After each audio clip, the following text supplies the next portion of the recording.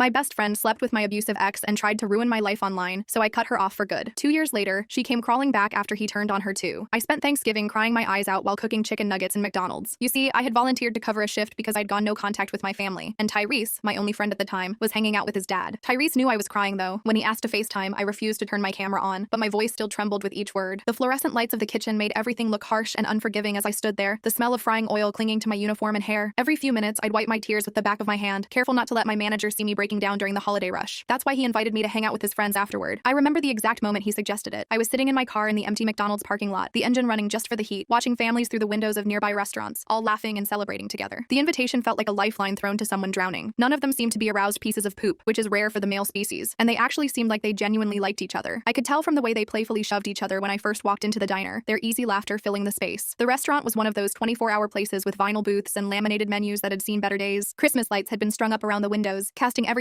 in a soft, multicolored glow. There was just one thing. There was only one other girl. Now, I'm usually a girl's girl, the type to insist on going to the bathroom together even if I don't need to use it, the type to take photos when I think someone looks good, from 100 different angles. I've always believed in women supporting women, especially in groups dominated by guys, so I automatically treated Vanessa as if she was my friend, gave her a huge hug, my arms wrapping around her slender frame as if we'd known each other forever, told her I'd pay for her meal, and defended her whenever Tyrese or the other guys made fun of her. The diner smelled like maple syrup and coffee, and the jukebox in the corner was playing some old 80s song that made the whole scene feel like something out of a movie. I slid into the booth next to Vanessa, our shoulders touching, ready to form that instant female bond. I thought she was going to return the favor, or at least be somewhat nice to me, but apparently little Miss Vanessa had other plans. Halfway through the meal, I waved down the waitress so I could order an extra side dish. My stomach was growling after the long shift at McDonald's, and the plate of fries I'd ordered hadn't been enough to satisfy my hunger. The waitress, a middle-aged woman with tired eyes and a kind smile, had just pulled out her notepad when Vanessa spoke up. "I really don't think you need to eat all that," Vanessa said while laughing, her voice dripping with fake concern. My face flushed with heat, and no one reacted. The waitress's pen hovered over her pad, her eyes darting between us uncertainly. The conversation at the table didn't even pause. The guys were deep in a discussion about some video game, oblivious to what had just happened. But instead of giving up, she doubled down. "You heard? I said I don't think you need to eat all that." Her voice cut through the diner noise like a knife, loud enough that a couple at a nearby table glanced over with curious expressions. Tyrese looked up from his plate and did a half smile. The rest of the table laughed briefly before going back to eating. I just stared at her blankly, the humiliation burning in my chest. The waitress mumbled something about coming back later and hurried away, leaving me sitting there with my cheeks on fire and my appetite suddenly gone. But I didn't have any female friends at the time, and I know how hard it is to find good ones. The loneliness of the past few months had been crushing, eating lunch alone at work, spending weekends by myself in my tiny apartment, with only Netflix and my houseplants for company. So instead of distancing myself from her, I followed the law of reciprocity. I decided that maybe she was just having a bad day, or perhaps her sense of humor was different from mine. Maybe if I showed her kindness, she'd warm up to me. The next time we all met up, I showed up with her favorite box of Dubai chocolate that she had mentioned the last time, the expensive kind with gold flakes on top. I'd spent nearly an hour at the specialty store picking it out, making sure it was exactly the one she'd described. The box was wrapped in elegant gold paper, and I'd even added a small card with her name on it. I handed it to her with a smile as we gathered outside the movie theater, the neon lights reflecting off the wet pavement after a light rain. "Thanks," she said, barely glancing at the gift, her voice flat and disinterested. She tossed it into her designer purse without even opening it, like I'd handed her a receipt or some other piece of trash. The casual dismissal stung, but I pushed the feeling down. But I didn't want to be the person who only gives so other people make me feel special. So I just replied to her entitlement with a bright, "No problem," before redirecting my attention to the guys. My voice came out a little too loud, a little too cheerful, but no one seemed to notice except maybe Tyrese, who gave me a curious look. Unfortunately for Vanessa, they loved me. I could tell because they were laughing at my jokes until their eyes watered, and giving me all the lore of their friend group and personal lives, the kind of stories that make you feel like you've been there all along. Stories about their disastrous camping trip last summer, when Logan forgot to secure the food and raccoons invaded their site at 3 a.m. Tales of their high school days when Tyrese accidentally set off the fire alarm trying to impress his crush. Inside jokes about the incident that apparently involved a stolen shopping cart, 3 cans of whipped cream, and the local mall security. The movie theater lobby was crowded and noisy, with the smell of buttery popcorn filling the air and the sound of arcade games beeping in the background. As we waited in line for tickets, the guys clustered around me, including me in their conversation while Vanessa stood slightly apart, scrolling through her phone with an increasingly sour expression. But after an hour, I realized Vanessa hadn't spoken in a while, and I didn't want her to feel left out. When I turned to her, she had her arms crossed, and she was staring at the ground with a pout on her face that would make a toddler look mature. Her perfectly manicured nails tapped impatiently against her arm, and her bottom lip jutted out dramatically. "So, Vanessa, how did your gym session go today? You ate in your Instagram story." I tried, genuinely interested in the workout routine she'd posted about earlier. The photos had shown her in a matching neon workout set, posing with weights in what looked like an upscale fitness center. "It was fine," she cut me off, her voice like ice. The two words hung in the air between us, sharp and final, making it clear she had no interest in continuing the conversation. And suddenly she reinserted herself back into the conversation. She locked eyes with Tyrese, twirled a strand of hair around her finger and said, "Isn't Jade so effing annoying?" Her voice had transformed completely, now playful and teasing, with a musical lilt that hadn't been there seconds ago. "Yes, I can't stand her," he responded. It was a joke he always made, but Vanessa was eating it up like it was gospel truth. Her eyes lit up and she giggled, leaning into him slightly as if they were sharing some private joke at my expense. Suddenly all the boys got up to go to the bathroom at once. Do guys actually do this, or is it just girls? They moved as a pack, heading across the lobby toward the restrooms, leaving Vanessa and me me alone by the concession stand. The awkward silence stretched between us like a physical thing, and her demeanor completely switched. "You look so pretty, Jade. Thank you for always liking my Instagram stories," she gushed, her voice suddenly syrupy sweet. A wave of shock ran through my body. The transformation was so sudden and complete that for a moment I wondered if I'd imagined the coldness from just minutes before. "Oh,